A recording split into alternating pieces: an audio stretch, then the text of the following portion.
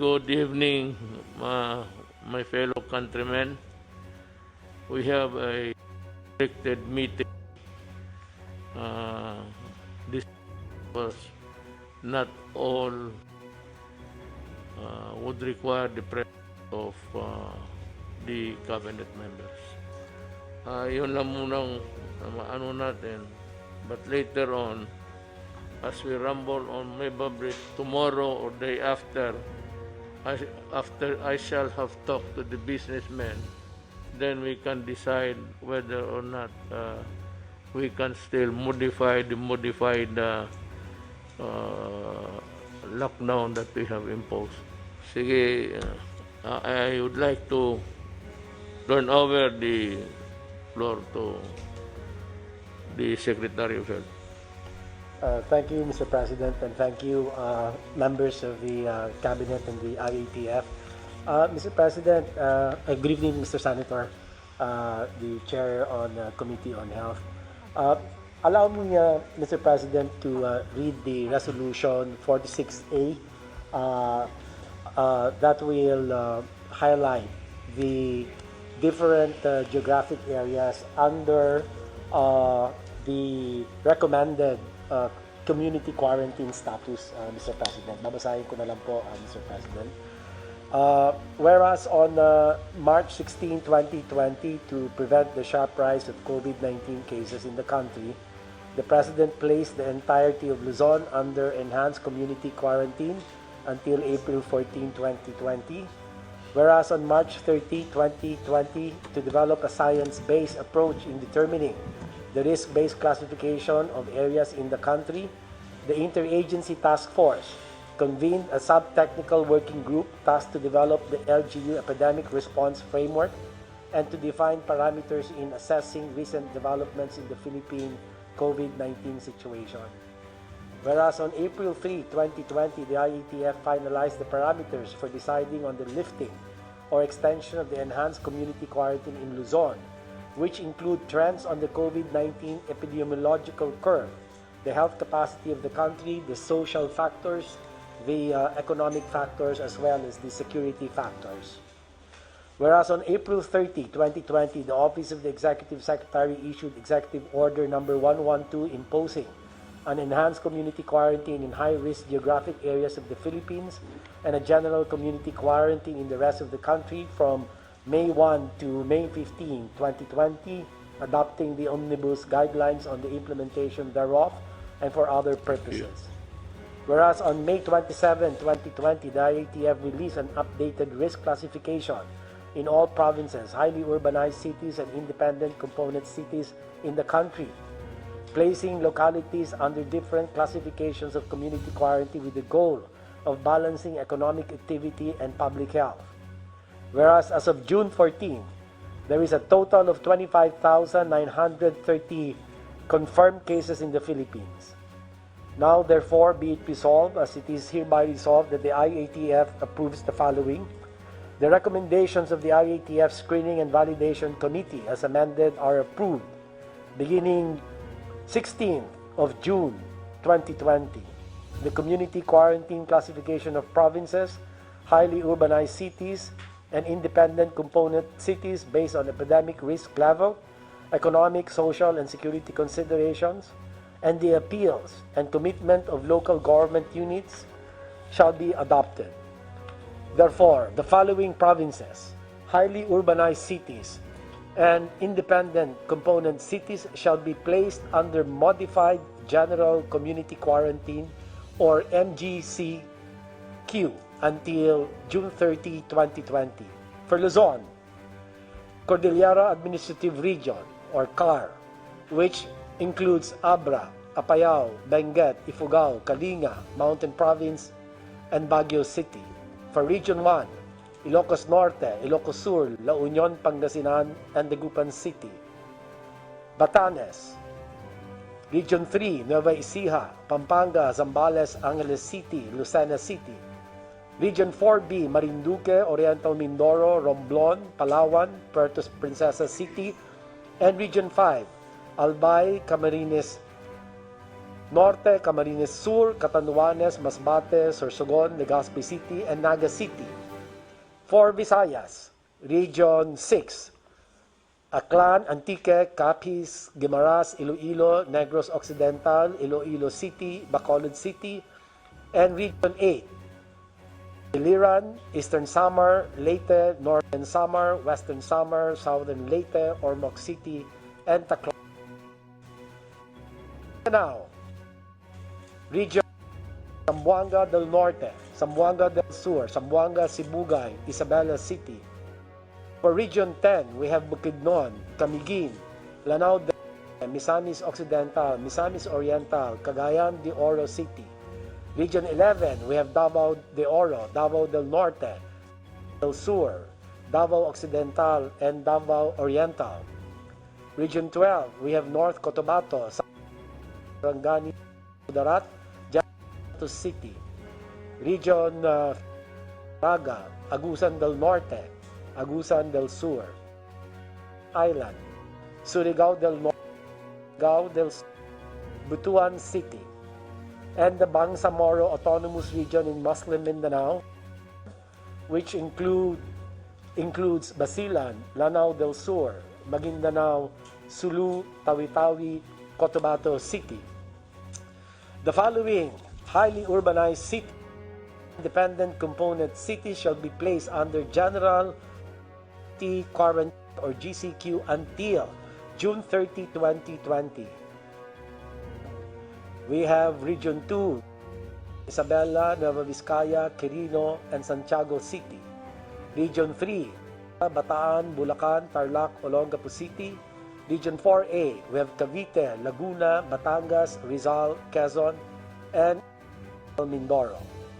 For Visayas, we have Region 7, All, Cebu, Negros Oriental, Siquijor, Mandaue City, Lapu-Lapu City. For Mindanao, we have Zamboanga City, Davao City. All cities of the National Capital Region, NCR, and the Municipality of Pateros shall be placed under GCQ until 30 June 2020. The NCR Regional Task Force RTF is hereby directed to monitor health system capacity and utilization rates across health facilities and ensure strict compliance to surveillance, isolation, treatment, and minimum health system standards. Due to the increasing number of new cases and widespread community transmission in majority of barangays in the city, as well as the consistent case doubling time of less than 7 days and significant increase in critical care utilization against critical care capacity, Cebu City shall be placed under enhanced community quarantine. This is the recommendation, Mr. President, for Cebu City to be escalated back to ECQ. For the same reasons, Talisay City, a component city under the province of Cebu, shall be placed under Modified Enhanced Community Quarantine or MECQ until June 30, 2020. All provinces, highly urbanized cities, and independent component cities are directed to observe the strict enforcement of the following measures. Minimum public health standards, especially uniform implementation in high-risk areas, such as healthcare settings, wet markets, supermarkets, government and workplaces, among others. Localized community quarantine in priority critical areas with community transmission with concurrence of the RIATF. Immediate facility-based isolation of all returning citizens, suspect, and probable cases. Scaling up of local health system capacity, especially for community isolation and critical care, including dedicated mechanical ventilators, ICU, isolation and ward beds for COVID-19 cases. And last but not least, submission of complete and accurate data through COVID Kaya and DOH Data Collect. The regional COVID special teams, in cooperation with the regional task force, are directed to A. Oversee and assist surveillance monitoring and contact tracing of suspect and probable cases with full mobilization of composite teams in areas with continuous transmission. Develop a ground operations plan to urgently execute control and public health measures in the next 2 weeks. Sir, Mr. President, this IATF has been approved during the 46th Interagency Task Force meeting today, as reflected in the minutes of the meeting held this 15th of June 2020 via video conference. So these are signed by the chair of IATF and co-chair, Secretary Carlo Alexi B. Nograles. Thank you, Mr. President. We will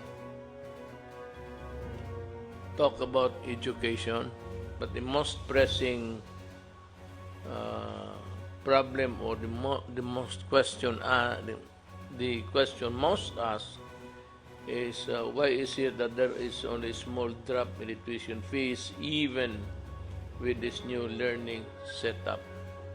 You can answer that later, and you can have your own order of talking. Good evening, Mr. President. Good evening, Senator Bong. And good evening to my colleagues in the cabinet.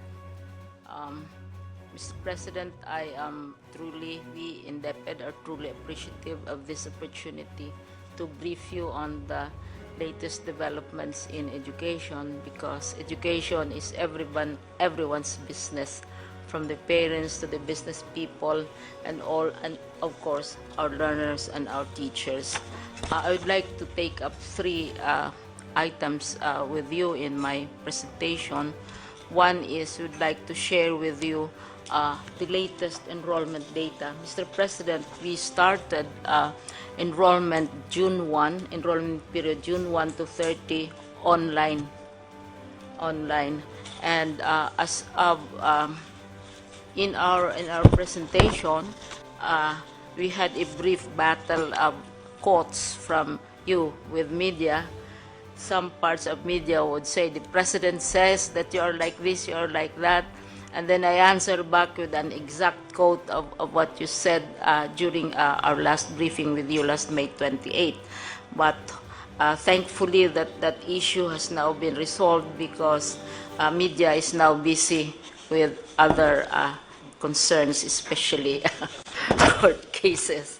Sagutan, parang religious debate, Mr. President, na sagutan about the same source. Sabi ni President ganun, tapos kami naman, sabi ni President ganyan. But we took your exact words. Anyway, insofar as enrollment, Mr. President, are concerned, enrollment numbers, we started enrollment June 1, and right now, supposedly the 15th day of the month, but it's actually mga 12 days lang ito, including the holidays, 11 days. It's already 10,654,795 learners, 10.6 million enrolling online with their parents, because we are not allowing any physical enrollment. The highest, of course, is ang highest is region 4A, and then you have region 3 and region 4. At the same time, also, those who were most vocal and about their concerns on the opening of school, Mr. President, are of course the LGUs, because education takes place in their territory. So now LGU support has been coming in, and every day we get messages of support from local government units, because we have been aggressively informing them of what our learning continuity program is about. Many assume, Mr. President, pag sabi mong opening ng school year, therefore it is face-to-face. And we have been saying that since May 8, pero it takes time for the idea to sink in, because usually pag opening ng school, we always think face-to-face or in-person enrollment. So we have an increasing number of local government support already.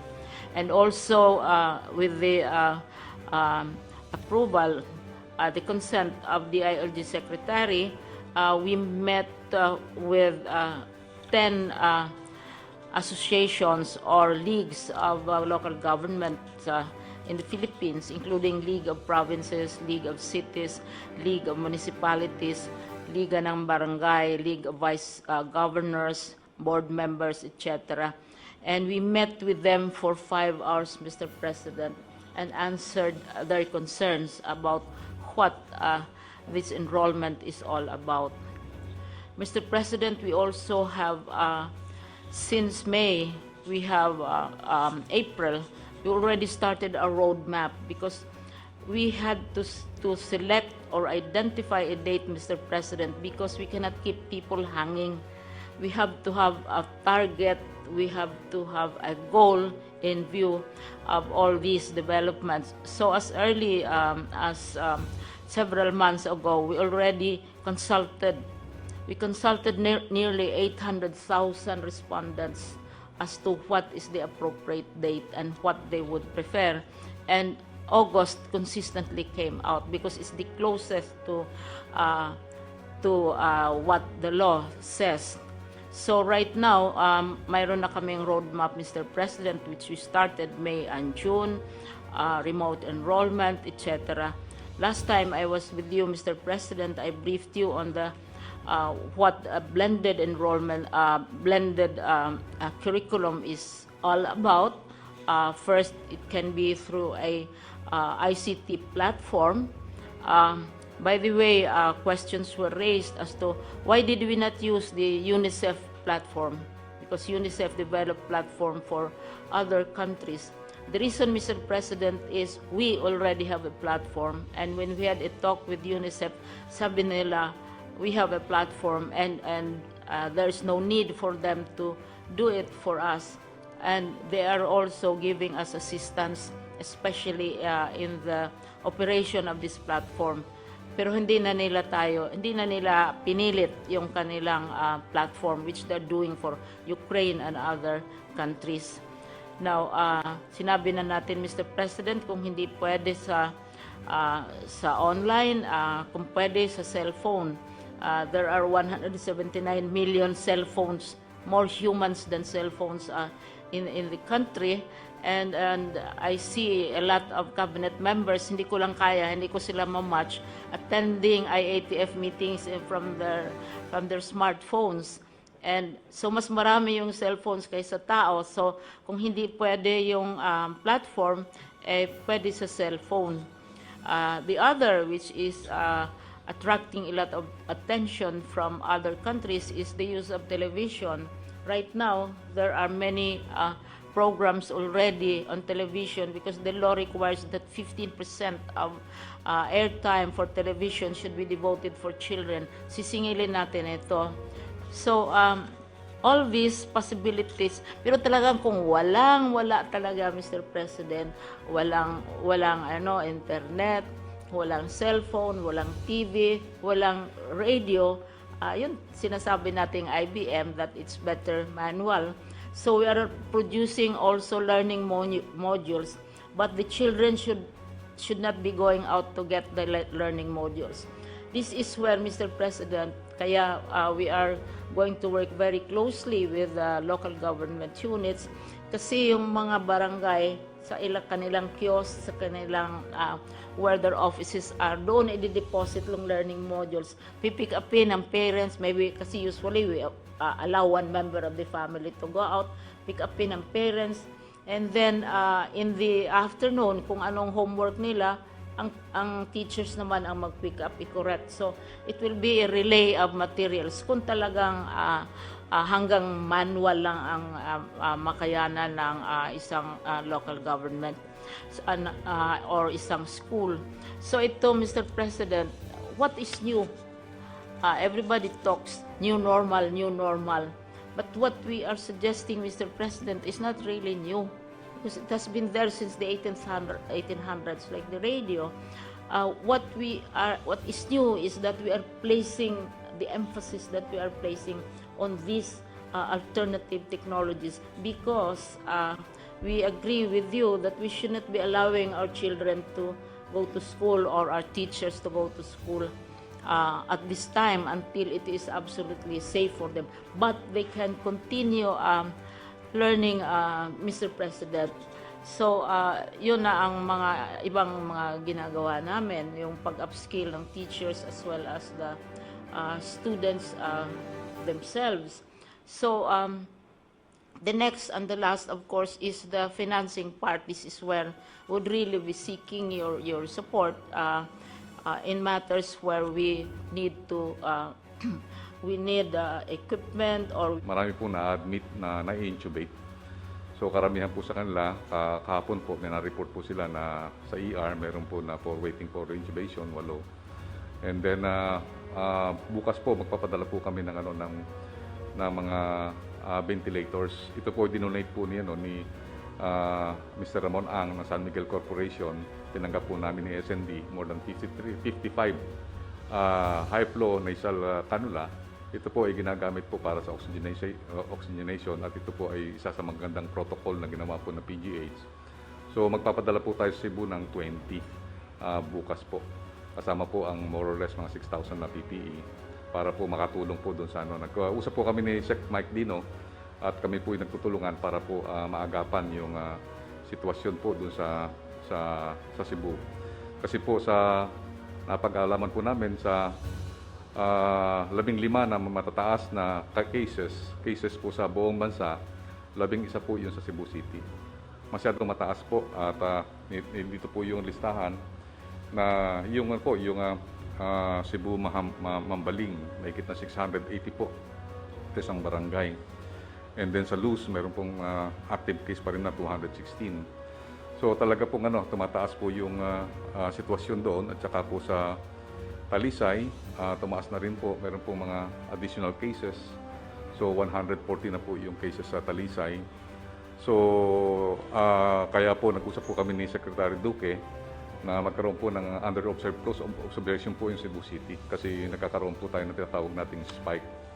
Kaya po nag-usap po kami na magpapadala rin po siya ng surveillance team this coming Wednesday. At in-approve na po nating secretary yung ng C295. So ganun po ang gagawin po natin. Meron din po tayong inaabangan po na repatriation galing po sa Malaysia at nagkaroon na po ng meeting po kanina. At yung po natin na meron po tayong more or less 5,000 po na inaayos po, nakikiusap po ang ating DFA na magkaroon po ng konting delay para at least ma-prepare po natin yung ating tinatawag na Zamboanga one-stop shop. Pero nakaprepare na po si Yusek Kiano at ang kanyang si Yusek Dodo Dulay, nag-usap-usap na po sila kanina. At yung pong ating mga tinatawag nating locally stranded dun po sa Malaysia ay ibabalik po natin ngayong mga last week po ng June at saka July po. Yun lang po, mahal na Presidente, ang aking may report sa inyo ngayon. At ako po ipupunta rin po sa Region 4A dahil ang Region 4A po, medyo nakita po natin hindi pa ho gano'ng nag-i-improve yung kanilang mga sitwasyon. At nung last time po, nanggaling rin po ako sa Region 3, maganda po ang sitwasyon sa Region 3. Mukhang nag-i-improve po yung sitwasyon ng mga different provinces. Yung Bulacan lang po ang medyo tumataas pa rin po yung sitwasyon. Pero sa lahat po ng sa Luzon, maganda po ang sitwasyon sa Luzon. Kaya po mga karamihan po nag-MGCQ na po lahat. At bago po ako matapos, happy birthday po Senator Bongo. Thank you for the narrative. Then go to General Anyo. It's your time.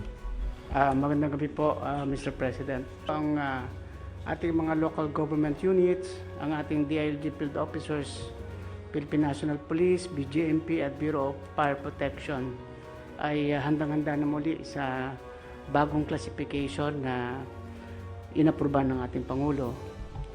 Noong Sabado ng gabi ay nagkaroon kami ng pagpupulong sa mga mayors ng National Capital Region, kasama rin ang ibang miyembro ng IATF, kasama si Secretary Lorenzana, Secretary Duque, Secretary Galvez, Secretary Dizon. Dito ay napagkasundoan natin na ang ating National Capital Region na ngayon ay under GCQ pa rin ay magiging agresibo sa pagpapatupad ng barangay lockdown. Kasi kahit na napapalit natin yung mga namamatay, pero marami pa rin positive cases, mga bagong cases sa National Capital Region. Kaya ito ang pagkakataon hanggang June 30 na ma-implement mabuti ang General Community Quarantine. At ang ating atensyon na binibigyan ngayon ay ang Cebu City, ang Talisay, sapagkat nagkaroon talaga ng spike at iniisip ko na magdagdag pa ng mga additional na kapulisan dito sa Cebu City para siguradong may patupad ang ECQ. Sa mga cases naman po na iniulat natin, ito yung mga barangay officials at mga LGU officials na nagkaroon ng mga anomaly sa ating pagpapatupad ng Social Amelioration Program. Nakatanggap tayo ng mga complaints mula sa 452 complainants. At mula dito ay 649 suspects ang ating naimbestigahan.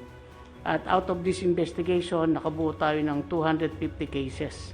At ito ay hinandle ng CIDG. 139 cases ay naipile na po sa Fiscal Office at ang iba ay susunod pa rin. Ito ay tuloy-tuloy sapagkat ayon po sa inyong pag-uutos, kailangan managot ang mga local government officials na nag-corrupt, nag-aksaya at nag-abuso sa pag-distribute ng SAP.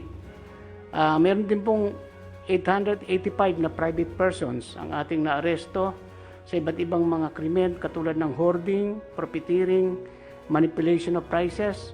So ito po ay masasabi natin economic sabotage habang meron tayong pandemic. Yung ating pong second tranche naman sa Social Amelioration Program na pinangungunahan po ng DSWD ay nagsisimula na po tayo ng ating rolling out ng second tranche.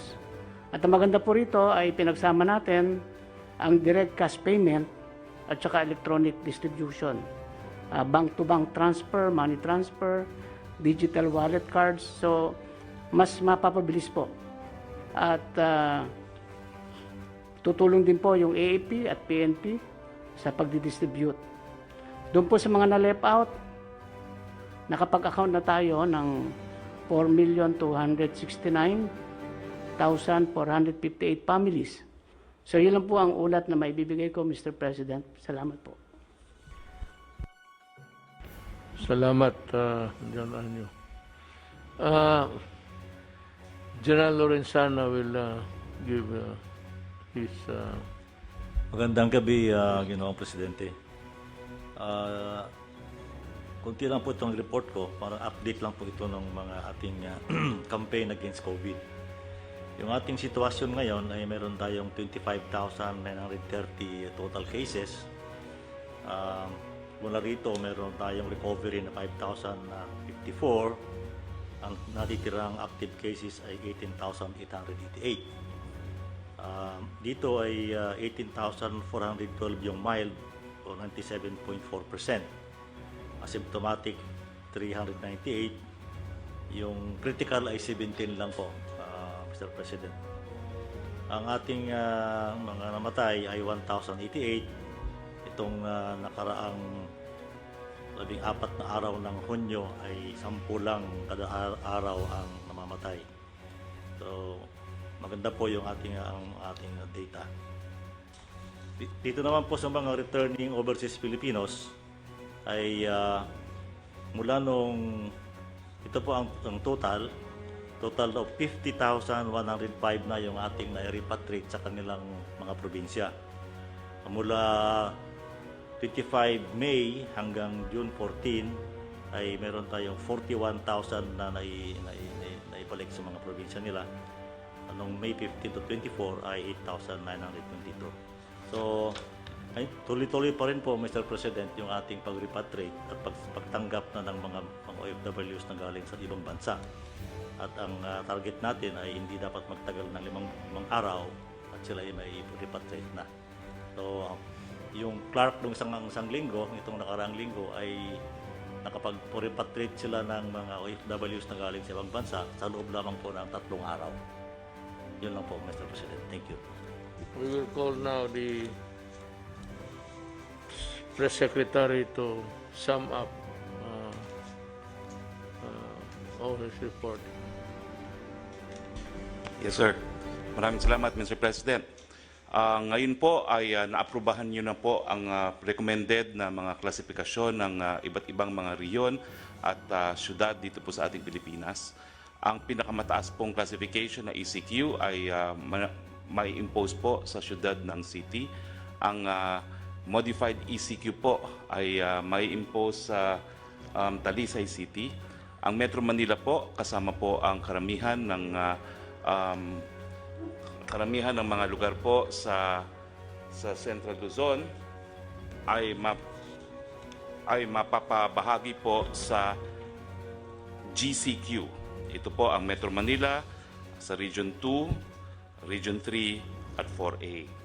Sa Visayas po, ang mga nasa GCQ pa rin ay ang Region 7, kasamang Bohol, Province of Cebu, Negros Oriental, Siquijor, Mandawi City, Lapu-Lapu City, at sa Mindanao po ay Zamboanga City and Davao City. So ang pinagbasihan po ng ating IATF ay yung tinatawag na case to update rate at saka yung critical care capacity po.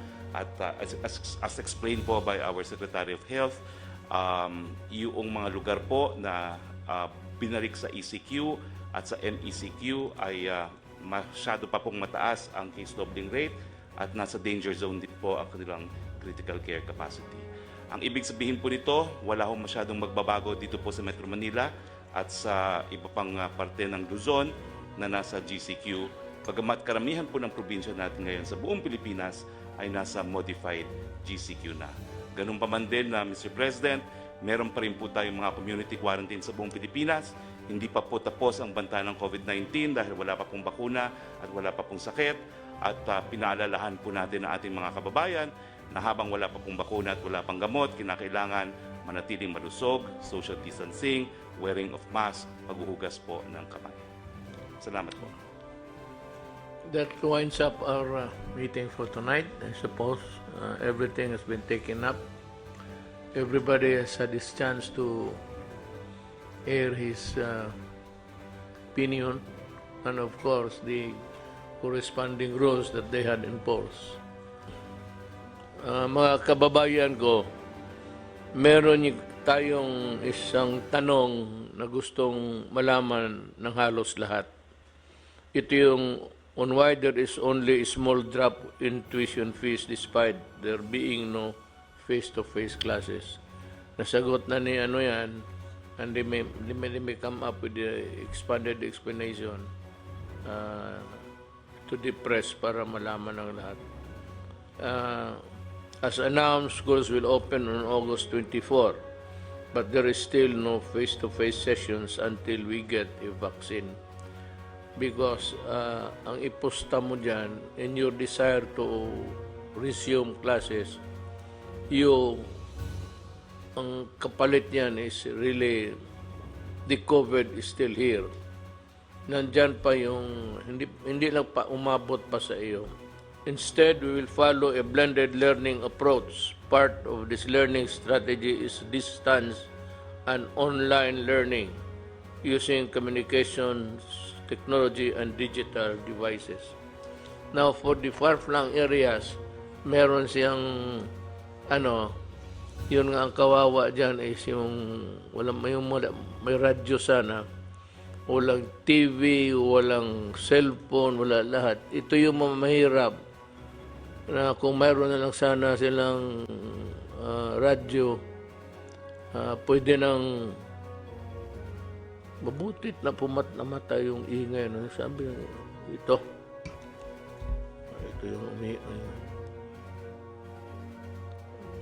yung air prisoner para hindi kami magka-COVID. Ang problema nito, baka pag-uwi namin, mag-chill na kami.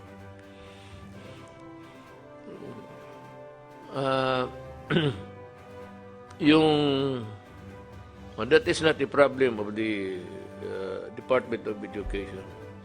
But the lack of communications or how to get through the students, baski radyo lang. ang radyo ngayon is hindi naman mahal.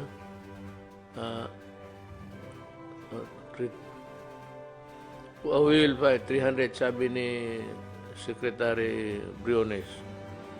Baka kung magtagal ito talaga, sayang ang panahon, we might buy the radio at 300, maibigay sa lahat ng barangay, maabot ng radyo para naman yung mga mahirap may communication sila sa teacher nila.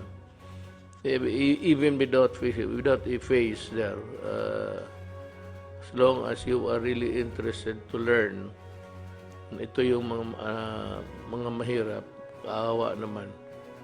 We will try to come up with something in the next few days. Maybe before the end of the week, I would be able to look for the money. Wala na tayong pera ngayon. I would look for the money to buy transistor radios to be distributed all throughout the country.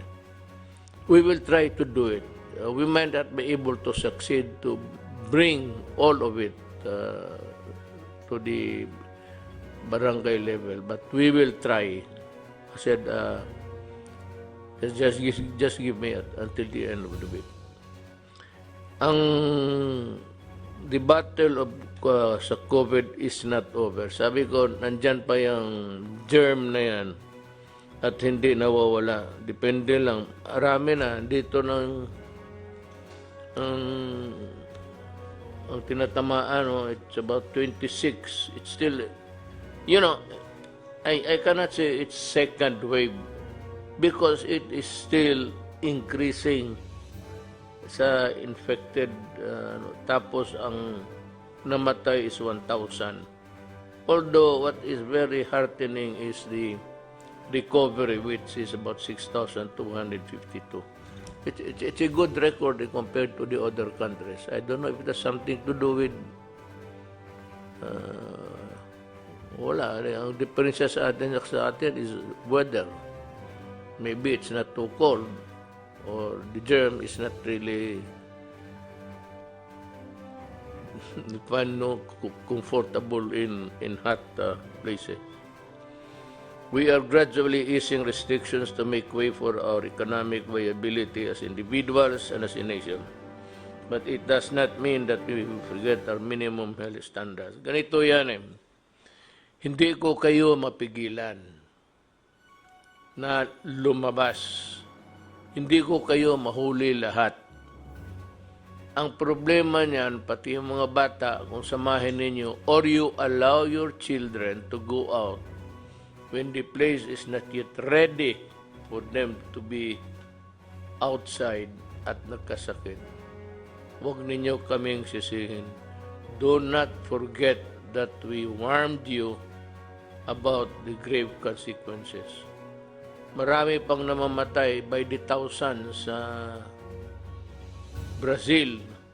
Ako, sinabi ko na kasi napunta ako ng Brazil. Maraming tao talaga doon, dikit-dikit. Sabi ko noong pag-umpisa pa lang, pag umabot ito ng South America, ang Brazil ang sinabi ko, delikado to. Dumating nga. It was a prophetic statement. But I know that I was there. Yung slum areas nila, kagaya rin sa atin. Ang mabuti na siguro dito kasi naniniwala kayo sa inyong gobyerno. Well, if not really sa personally ayaw ako ninyo, just listen to our advice because that's intended for everybody. At para sa kapakanan ninyo yan. Ngayon, kung lumabas talaga kayo, you run the risk of getting infected. Huwag ninyo kaming sisihin. Let us continue to observe proper social distancing kung maglabas kayo. Yung distance, magpalayo ka lang. Kung nandito ka sa Paranaque, iwasan mo yung taga Quezon City. Ganun kalayo. Para wala. I'm joking. Nagpapatawa lang ako kasi inaantok na kami. Kanina pa kami dito Frequent hand washing. kung wala to alcohol, mura lang man ito. Or, you know, come to think of it really, maghugas ka lang ng kamay ng sabon. Yung ordinaryo lang na sabon, I do not have to mention the product, but yung sabon na panlaba, yung just on the safe side. Pag sabi niya, magsabi ka, kasing puti na nandamit ang kamay mo. yung may advertisement yan. Mari, masyadong paputi ang labada mo. Hindi labada ho yan, kamay ko yan. Bear in mind that you have a part in our collective effort to prevail against the pandemic. Pagkaisa talaga tayo dito. Kaya kung isa-isa tayo ngayon, wag tayo sumunod sa iba kasi yung iba, they're suffering. Especially those who declared na pwede nang lumabas when knowing all along na nandyan pa ang COVID, hindi pa nawawala. The only way to fight COVID is vaccine or maybe yung miracle pill that would kill, just as an antibiotic would kill a bacteria. But itong virus cannot be killed by antibiotic. Katawan mo talaga ang mag-produce ng antibodies. Now, there's a pill, I hope it's true, na parang lalaban. And it can, maybe, kill the... yun ang maganda. Pag yun ang dumating, pag available na, mag-order na ako then I will distribute it. I will personally supervise the distribution. Ako mismo, I will supervise the distribution of the whatever there is para to guarantee that everybody gets a fair share of the medicines and the medical care. With that, I would like to say daghang salamat sa inyong tanan.